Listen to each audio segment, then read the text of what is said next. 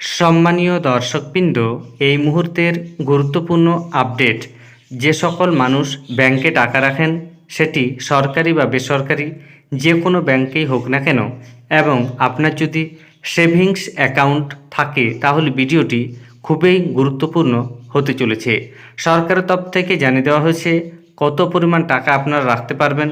আয়কর ডিপার্টমেন্টের তরফ থেকে নতুন নির্দেশিকা দেওয়া হয়েছে। 2024 সালের বাজেটেই সেই সমস্ত তথ্য প্রকাশিত হয়েছে। তাই ভিডিওটি স্কিপ না করে দেখুন এবং চ্যানেলে নতুন হয়ে থাকলে ছোট্ট চ্যানেলটি সাবস্ক্রাইব করে নোটিফিকেশান অল করে রাখতে ভুলবেন না। এবং যেসব ব্যক্তি ইতিমধ্যেই সাবস্ক্রাইব করে রেখেছেন তাদের জানাই অসংখ্য ধন্যবাদ। দেখুন, 2024 সালের যে বাজেট, সেই বাজেটে কোন কোন নিয়ম পরিবর্তনের কথা বলা হয়েছে এবং সেই সম্পর্কে গুরুত্বপূর্ণ যে প্রতিবেদন, সেই প্রতিবেদনটি আপনারা সরাসরি দেখুন। বলা হচ্ছে, জুন মাসেই মিটে গিয়েছে লোকসভা নির্বাচনের পালা। দেশে তৃতীয়বারের জন্য ক্ষমতায় ফিরেছে নরেন্দ্র মোদীর নেতৃত্বাধীন এনডিএ সরকার। আর সেই সরকার ক্ষমতায় আসার এক মাসের মধ্যেই দেশের ইনকাম ট্যাক্স ডিপার্টমেন্ট আমজনতার সেভিংস ব্যাংক অ্যাকাউন্টে টাকা রাখা নিয়ে একগুচ্ছ নির্দেশিকা জারি করে দিল।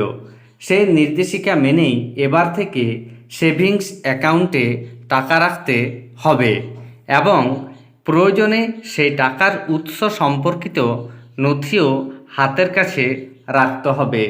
টাকার উৎস দেখাতে না পারলে ইনকাম ট্যাক্স ডিপার্টমেন্ট যে কোনো পদক্ষেপ করতে পারে। সেক্ষেত্রে উৎস না দেখাতে পারা টাকা বাজেয়াপ্ত করতে পারে ইনকাম ট্যাক্স ডিপার্টমেন্ট, বা প্রয়োজনে গ্রেপ্তারের পথেও তারা যেতে পারেন। এখন দেখে নেওয়া যাক ইনকাম ট্যাক্স ডিপার্টমেন্ট ব্যাংকের সেভিংস অ্যাকাউন্টে টাকা রাখা নিয়ে ঠিক কোন কোন নয়া নির্দেশিকা জারি করেছে। ইনকাম ট্যাক্স ডিপার্টমেন্ট জানিয়েছে, দেশে যে কোনো ব্যাংকে সেভিংস অ্যাকাউন্ট খোলা নিয়ে কোনো বিধিনিষেধ নেই। যে কেউ সেখানে গিয়ে সেভিংস অ্যাকাউন্ট খুলতে পারে। আর তাই দেখা যাচ্ছে দেশ জুড়ে এমন কয়েক কোটি মানুষ রয়েছেন যাদের একাধিক সেভিংস অ্যাকাউন্ট রয়েছে বিভিন্ন ব্যাংকে। সেই সব সেভিংস অ্যাকাউন্টে যে টাকা জমা থাকে তার জন্য সুদও গুনতে হচ্ছে সেই ব্যাংক কর্তৃপক্ষকে, তা সে সরকারি হোক বা বেসরকারি। এখন ইনকাম ট্যাক্স ডিপার্টমেন্ট জানিয়ে দিয়েছে যে এবার থেকে কোনো গ্রাহক যখন তার ব্যাংকের সেভিংস অ্যাকাউন্টে 50,000 টাকা বা তার বেশি অর্থ জমা দেবেন, তখন তাকে বাধ্যতামূলকভাবে তার পার্মানেন্ট অ্যাকাউন্ট নাম্বার বা প্যান নম্বরও জমা দিতে হবে। সেই সঙ্গে এবার থেকে ব্যাংকের সেভিংস অ্যাকাউন্টে দৈনিক 1 লক্ষ টাকা জমা দেওয়া যাবে, তার বেশি নয়। তবে এই দুই নিয়মের পরেও ইনকাম ট্যাক্স ডিপার্টমেন্ট জানিয়েছে, যারা নিয়মিতভাবে ব্যাংকের সেভিংস অ্যাকাউন্টে টাকা জমা দেন না, তারা প্যান নম্বর ছাড়াই 2.5 লক্ষ টাকা পর্যন্ত সেখানে জমা দিতে পারবেন। যারা আয়কর দেন তারা একটি অর্থবর্ষে তাদের ব্যাংকের সেভিংস অ্যাকাউন্টে সর্বোচ্চ 10 লক্ষ টাকা জমা দিতে পারবেন বা গচ্ছিত রাখতে পারবেন।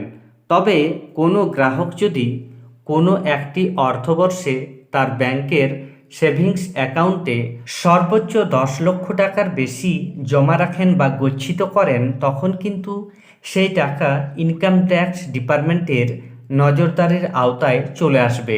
সেই ক্ষেত্রে ওই গ্রাহককে আবশ্যিকভাবে ওই বিপুল পরিমাণ নগদ টাকার উৎস সংক্রান্ত নথি হাতের কাছে রাখতে হবে, যা ইনকাম ট্যাক্স ডিপার্টমেন্টের আধিকারিকরা দেখতে চাইলেই তা যেন দেখানো যায়।